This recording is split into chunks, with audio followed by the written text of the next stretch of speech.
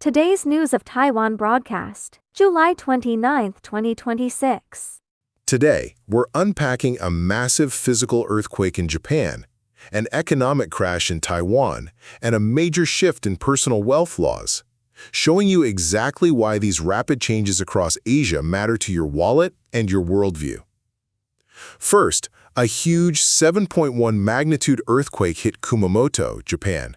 We're talking severe damage here, including an explosion at an Aeon mall, over 14 aftershocks, and the deployment of 3,600 self-defense force members. But crucially, tech giant TSMC's Kumamoto plant reported that all their people and structures are totally safe. Now just think about the physical instability of those 148 aftershocks, because it's kind of like the economic tremors we saw hit the stock market next. Second, we literally just witnessed a Black Tuesday Asian stock crash. Taiwan's market plunged over 2,000 points, its third largest single-day drop ever, hammering tech leaders like TSMC and MediaTek. It's a perfect storm, right? American investors are getting anxious about AI valuations and selling off, right as China's memory chip maker CXMT goes public.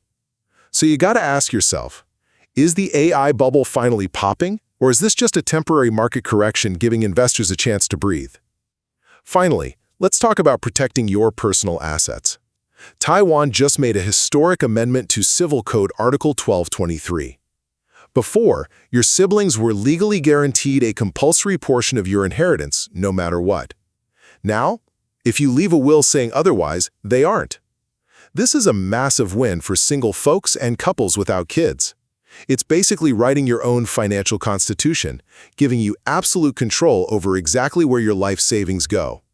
Whether it's the ground beneath your feet, your tech portfolio, or your family will, major structural shifts are completely reshaping the landscape today. Everyone, and welcome to The Explainer. Today, we're tracking seismic shifts, and I mean that both literally and metaphorically. We've got a wild cross-section of stories reshaping our world right now. We're going to connect the dots between a devastating physical earthquake, a totally historic market crash, a massive update to inheritance laws, a bizarre national security breach, and finally, a really surprising update on your personal health. It's a packed lineup, so let's just jump right in. Here is our agenda for today. First, the Kumamoto earthquake crisis. Second, the Asian stock market plunge. Third, the inheritance law amendment. Fourth, a data leak and espionage scandal. And wrapping up with fasting and brain health. Section 1. The Kumamoto Earth Crisis Tremors in Japan.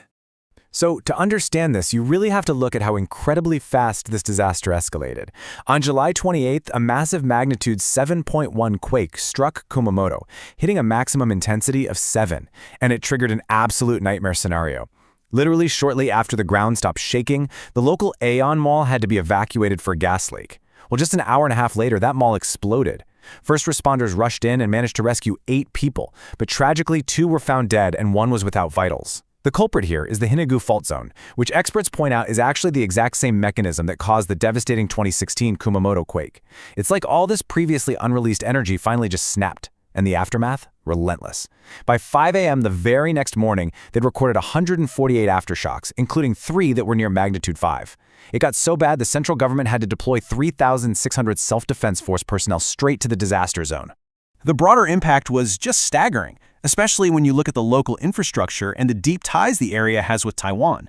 Down in Yatsushiro City, the quake actually snapped a factory chimney right in half. 9 workers were trapped and 2 were rescued without vital signs. Plus, with the extreme summer heat, the city actually had to open schools just to use as emergency shelters. But in the middle of all this chaos, the global tech world was holding its breath over the TSMC Kumamoto plant.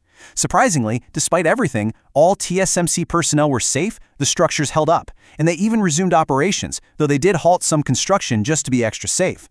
For tourists, though, it was a totally different story. Flights from Starlux and China Airlines had to divert all the way to Fukuoka, and Taiwanese tourists were reporting these terrifying scenes of bursting water pipes and collapsing shelves. Representative Frank Shi even stepped in to check on expats and students. So the physical semiconductor fabs survived the tectonic shifting in Japan, right? But the very next day, a totally different kind of fault line ruptured, this time in the financial markets. Section 2. Asian stock market plunge. Black Tuesday. 2,030.83 minus 2,030.83 points. That was the jaw-dropping plunge in the Taiwan index, closing at 41,603.36. To put that into perspective for you, we are talking about the third largest single-day drop in the entire history of the Taiwan stock market. It was an absolute bloodbath for tech stocks. And what triggered it? A wave of deep anxiety over a potential AI valuation bubble, right before a really pivotal U.S. Federal Open Market Committee meeting. And this devastation wasn't isolated. It rippled across the entire region. South Korea's Kospi dropped nearly 11%. That is its second largest drop ever, and it actually triggered a circuit breaker for the 8th time this year alone. Memory giant Samsung and SK Hynix absolutely hammered, down 13 and 14%. Over in Japan, the Nikkei shed over 2,500 points, with the memory maker Kioxia plummeting 18%. Back in Taiwan, heavyweights like TSMC dropped 70 NTD, while MediaTek and Delta Electronics hit their limit down. And then there's Yago. Their stock literally got sliced in half in just a month, tumbling from 1220 down to 563 NTD. But in the middle of all this red, airline stocks like China Airlines and eBay Air actually went up.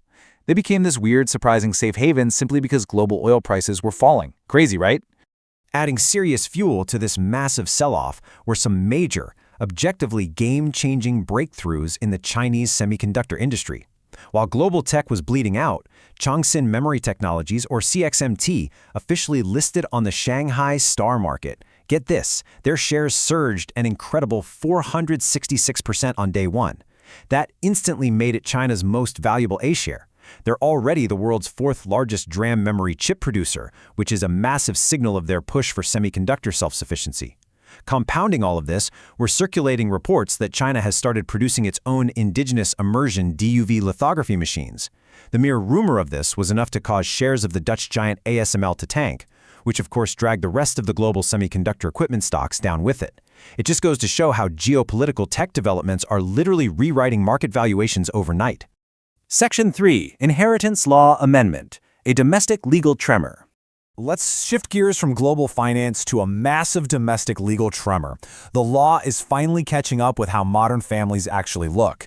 For decades, under Civil Code Article 123, siblings were legally guaranteed what's called a special reserve share, or teilu fen, of an inheritance. Basically, it didn't matter if you wrote a will explicitly leaving a brother or sister out, the law forced a portion of your estate to go to them anyway. But after this new amendment, those sibling reserve shares are completely deleted. If you write a will now, your siblings get absolutely nothing unless you specifically say so. It entirely respects the deceased's actual wishes, and this is going to take effect 6 months after its promulgation. But wait, there is a massive catch here. This newfound financial freedom only kicks in if you actually take the time to write a valid will. If you pass away without one, the default laws apply, meaning your siblings will still inherit their default legal shares. So this change is an absolute game changer, especially for single folks and dinks, double income, no kids households. You now have the absolute power to dictate exactly where your hard-earned assets go, whether that's to a partner, a close friend, or a charity, without family members automatically claiming a legally mandated cut. But you've got to write the will. Section 4, Data Leak and Espionage, the Private Detective Scandal. Okay, this next story is wild. It started out so simply. A suspicious wife paid a prominent private investigation agency, QuoHub Investigation, 40,000 NTD to secretly place GPS trackers on her husband's scooter. Normal private eye stuff, right? Well, the husband actually finds the trackers and immediately goes to the police. Usually this ends as a minor privacy violation, but when the police look into the agency, they uncovered that the general manager had been illegally buying highly confidential citizen data for 30,000 NTD. And it gets crazier. He was then turning around and selling this exact data to a Chinese buyer who went by the alias Wei2 for 8,519 RMB. You literally can't make this stuff up. The fallout from this breach is incredibly severe. QuoHub Investigation wasn't just tracking scooters. They were literally selling citizens' full names, marital statuses, and home addresses across the strait.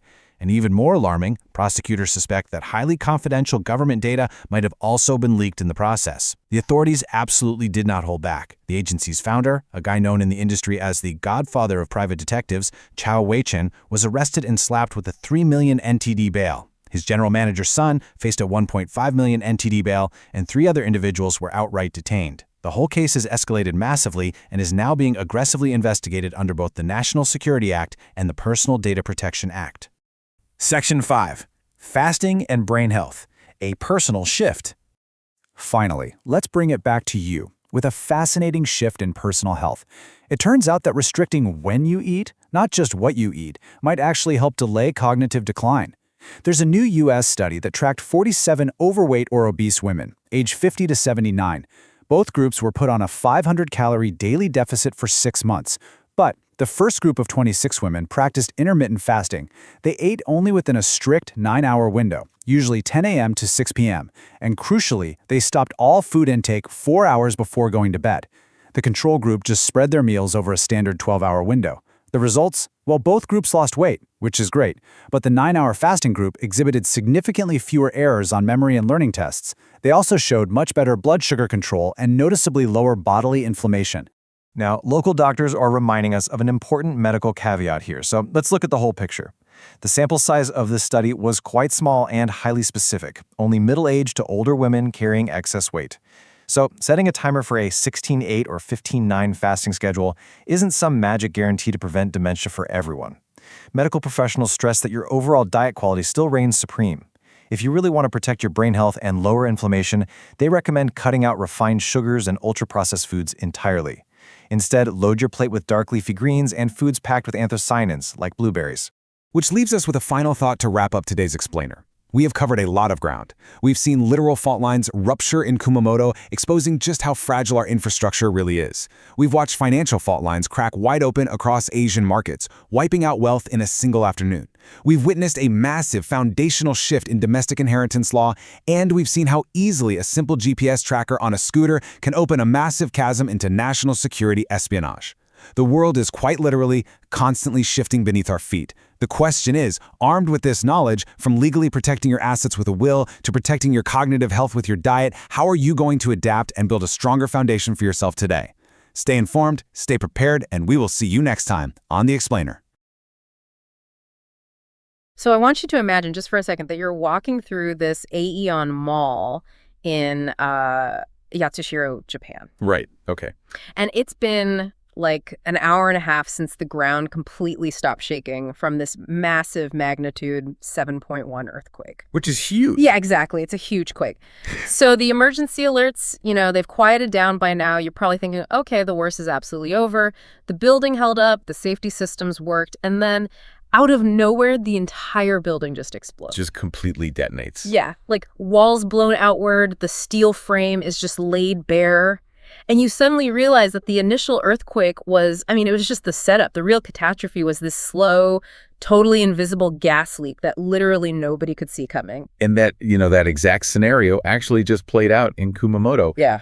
And honestly, it perfectly encapsulates the overarching theme of the sources we are pulling apart today. So we're diving into a single day's news cycle. Specifically, this is a comprehensive broadcast from Taiwan's TTV News from July 29, 2026. Right, our grounding source for today. Exactly. And what emerges from this broadcast is just this fascinating, honestly kind of terrifying masterclass on unpredictability.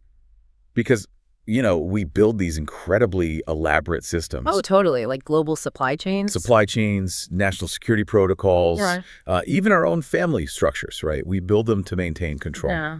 But today's deep dive is really about what happens when those systems face these sudden, invincible stress tests. Because that illusion of control, it's incredibly comforting, right up until the floor literally gives way beneath you. Right. And looking at this Kumamoto quake, it wasn't just that mall explosion that defied expectations. Oh, definitely not.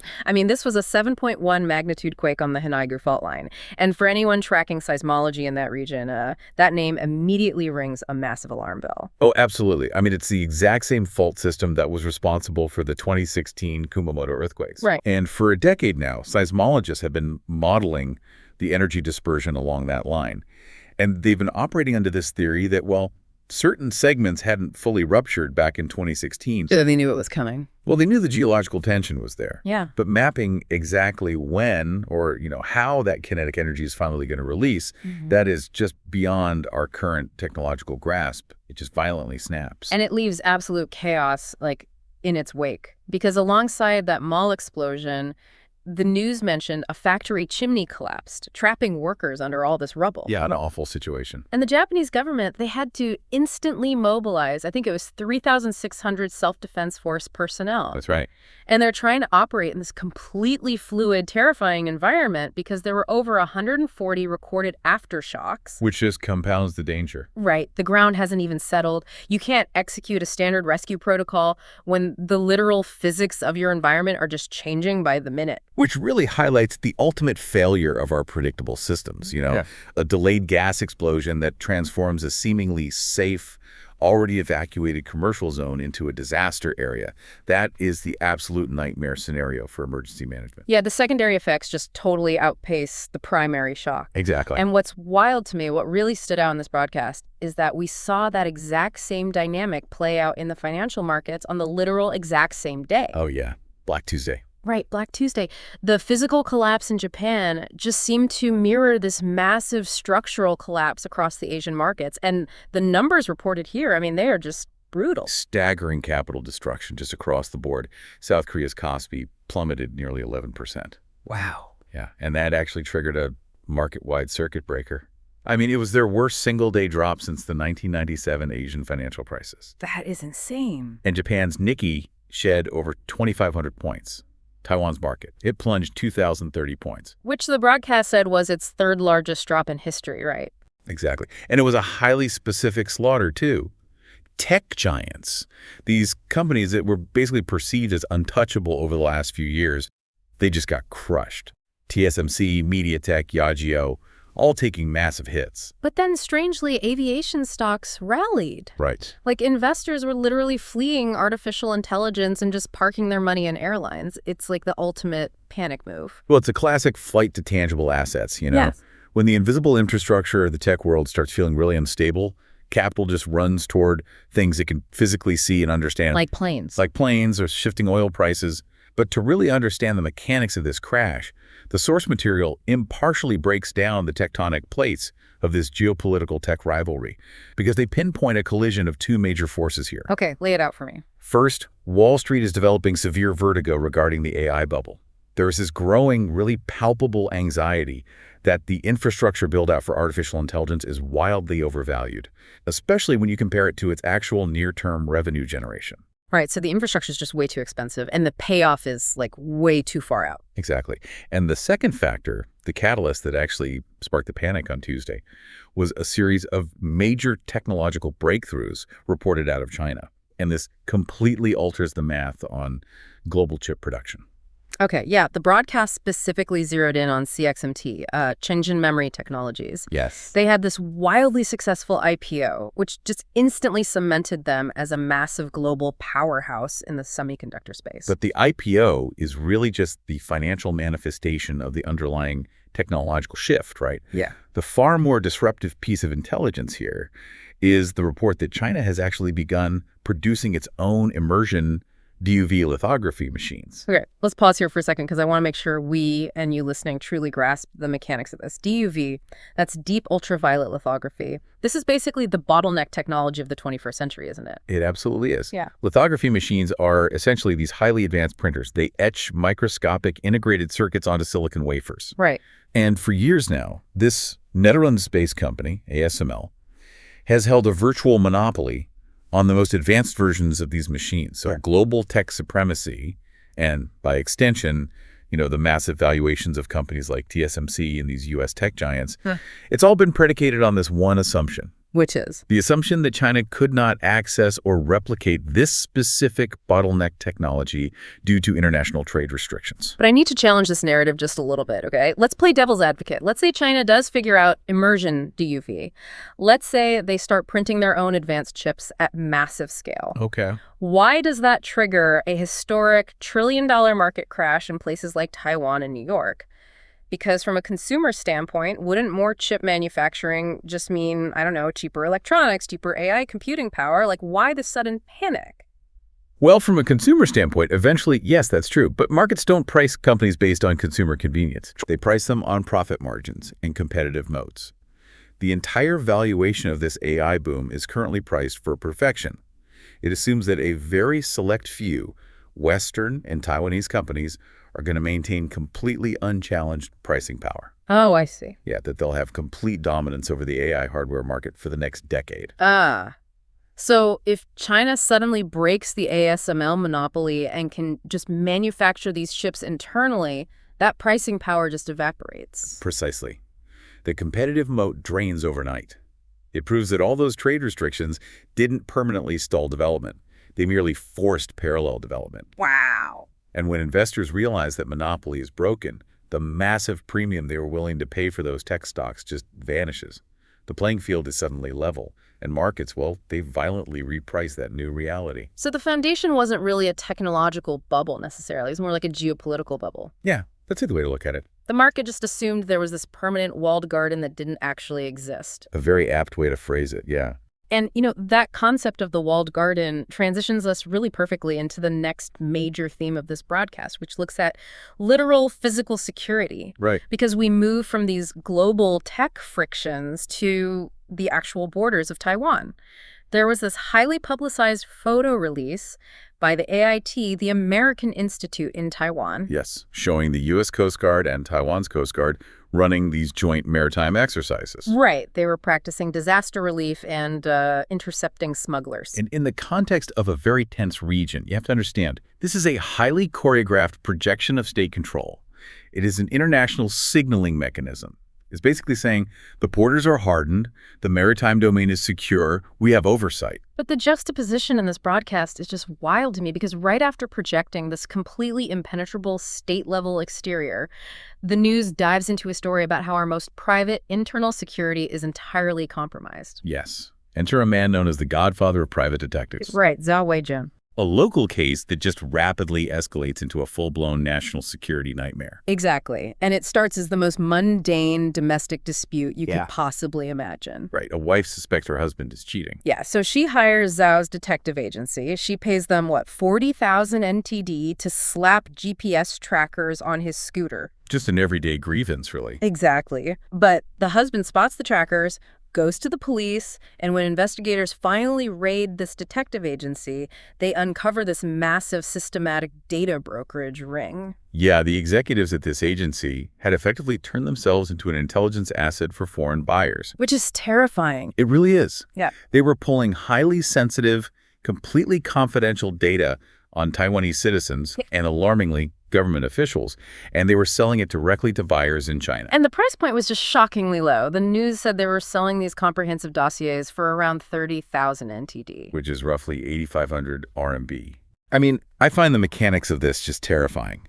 We focus so much energy and money on national firewalls, hacking groups, military defense, but we completely ignore human commerce. We really do. It's like a bank spending millions to install a state-of-the-art vault door, right? Yeah. But then hiring some local teenager on minimum wage to just hold the combination code. You invite a third-party vendor into your life to solve a headache, and you accidentally open a back door, giving them unfettered access to your digital footprint. Because data is ultimately a commodity. We tend to think of our personal information as something private and sacred. But to a third-party vendor with weak oversight, it is simply inventory. Wow. Yeah. Inventory. The investigators found that this agency had cultivated illicit networks within government databases, or they just exploited lax commercial security protocols to scrape this data. It really proves that the most vulnerable point in any national security apparatus isn't the border being patrolled by the Coast Guard. No. It's the domestic service sector. It really forces you to ask yourself, how safe is the data we leave lying around in the hands of everyday apps or delivery services or background check companies? We just hand over the keys. We do, and usually just for the sake of convenience. Now, this detective story obviously hinged on a highly toxic marriage. But the broadcast didn't stop there. It took us into the absolute darkest extremes of family conflict. It did. And we have to pause here because this next segment is incredibly heavy. But it highlights a massive systemic failure that is currently forcing Taiwanese society to basically rewrite its legal definition of family. Yes. The news detailed this horrific murder in Zong. The details are very grim. A 66-year-old father-in-law murdered his 34-year-old daughter-in-law, inflicting 40 knife wounds. Just awful. And while the immediate catalyst was a financial dispute, the broader context reveals a deeply entrenched pattern of abuse. And the systemic trap here is what's so chilling, because the husband's reaction to his own father murdering his wife was completely devoid of empathy. He just stated, quote, "The hands aren't on me." Just completely washing his hands of it, legally and emotionally. Right. And the broadcast noted this is a man who is actively refusing to pay a meager 5,000 NTD a month in child support. Yet at the same time, he was traveling to Bali with a 20-year-old mistress. Unbelievable. He even attempted to move the mistress into the family home to, quote, "save rent." It is a really profound example of financial and emotional abuse compounding into fatal violence. The traditional multi-generational family structure is culturally designed to offer protection and shared resources. A safety net. Right. But in this case, the legal and social expectations of that structure became an inescapable cage for the victim. The financial control exerted by the husband and his family just left her completely isolated. It's a total breakdown of what family's supposed to be. And the reason the news highlighted this extreme tragedy is that it serves as this dark backdrop to a major legal shift happening right now. Right, a shift in the law. Because society is recognizing that forcing people to maintain ties with toxic family members just doesn't work. So the Legislative Yuan officially passed an amendment to Taiwan's Civil Code Article 1223. And this is a monumental shift in how inheritance law functions. To really understand the change, you have to understand the old mechanism first. Okay, walk us through it. Previously, the law mandated what was called a special reserve. This was a compulsory portion of an estate that absolutely had to go to siblings, completely, regardless of what the deceased person's will actually dictated. Wait, really? Even if you totally hated your siblings, the law forced you to leave them a cut? Yes. It is a legal mechanism rooted in historical agrarian societal models. In a traditional farming society, wealth was intrinsically tied to land. Okay, yeah. And keeping that land within the broader clan was deemed essential for the collective survival of the bloodline. So the law was designed to prevent wealth from fracturing and leaving the family unit. But they just abolished it. The special reserve for siblings is completely gone. So what are the actual mechanics of this for someone listening right now? Let's say you are a dinka-couple, dual income, no kids. It grants you ultimate legal autonomy over your legacy. Under the new amendment, if you do not have children, you can draft a will that completely bypasses your siblings. Wow. You can leave your entire estate to your partner, a close friend, or even a charitable organization. The state will no longer enforce clan loyalty post-mortem. There is a massive caveat there, though, right? You actually have to write a will. Yes, very important point. Because if you die intestate without a will, the default inheritance rules kick in and the siblings still get their cut. But if you take the time to legally document your wishes, that barrier is gone. Exactly. It requires active participation to take control. But philosophically, it is an acknowledgement by the legal system that the reality of modern life has permanently outpaced those traditional structures. Yeah, the old way just doesn't fit anymore. In modern urban societies, family is increasingly defined by proximity, choice, and shared values, rather than strict bloodlines. Forcing financial ties between estranged relatives doesn't preserve family harmony. It usually just funds really bitter legal battles. It fundamentally severs the legal anchor of traditional clan loyalty, which, honestly, it's empowering. We are constantly buffeted by all this external pressure, earthquakes in Kumamoto, tech wars, wiping out our retirement funds, privatized, selling our data. Right. Reclaiming control over your legacy is a really powerful pushback against that chaos, which kind of leads us directly into the final piece of the broadcast.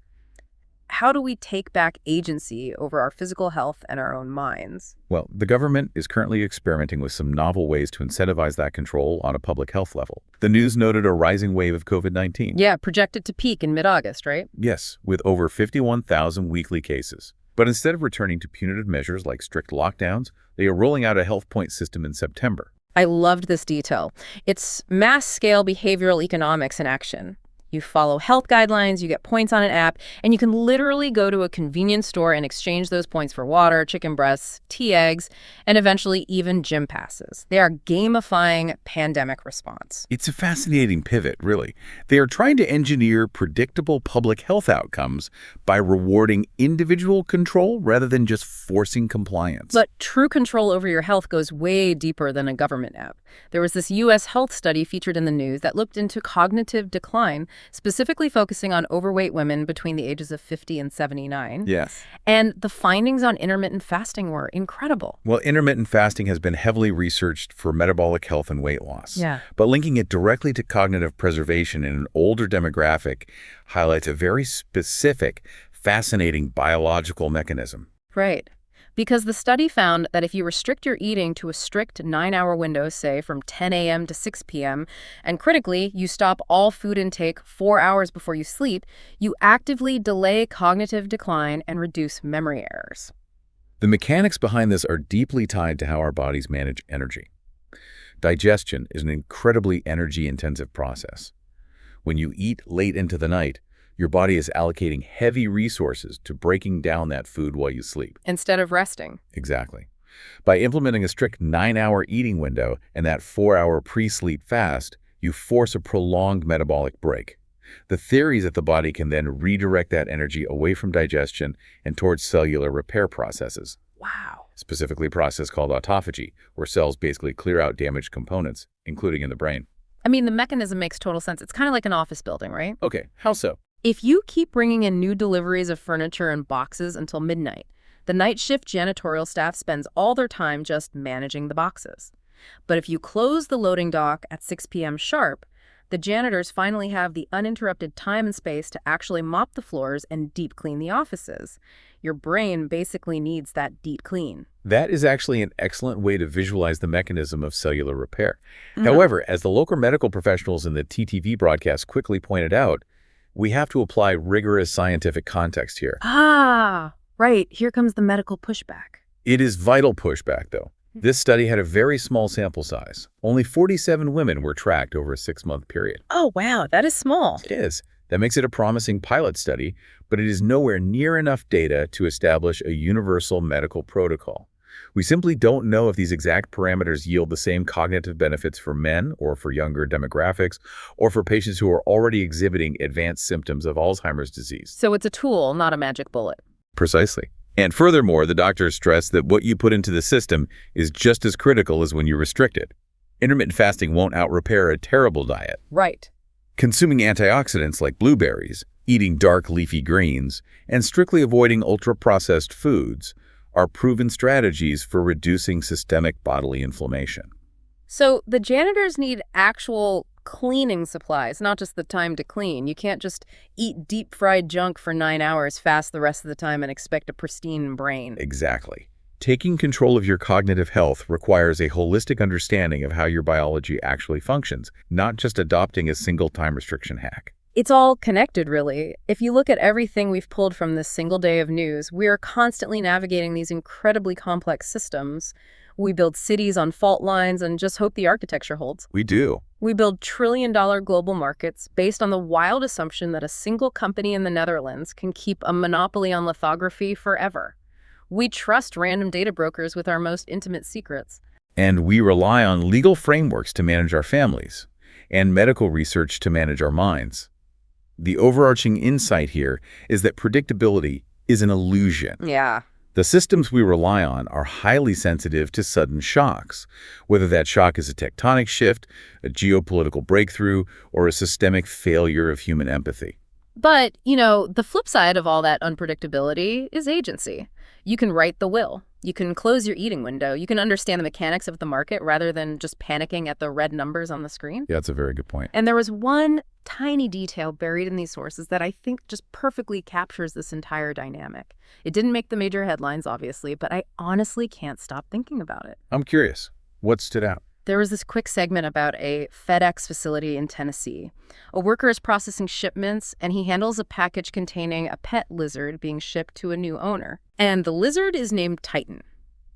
Now, the system dictates a highly predictable outcome here. Reptiles are cold-blooded. They are shipping this animal in a temperature-controlled, cold environment.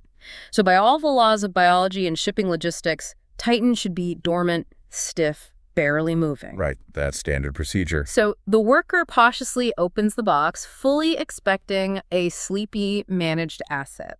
I have a feeling the biology did not conform to the logistics. Not even a little bit. Titan bursts out of the box with boundless chaotic energy, prompting this wild, scrambling chase all over the FedEx facility. Oh my goodness. The worker was completely caught off guard because the system explicitly said the lizard was dormant. A literal disruption of the supply chain. Exactly. And just when we think we have the world boxed up neatly, whether we are talking about the global stock market, the data on our phones, our family legacy, or even our health, the Titan bursts out. It reminds us that life is always moving, it is fundamentally unpredictable, and the systems we build can only contain the chaos for so long. That's a great takeaway. So I'll leave you with this to mull over today. You've got your routines, your daily schedules, your safety nets. But what unexpected Titan is waiting in your unboxed packages today? Thanks for joining us on this deep dive, and we'll catch you next time.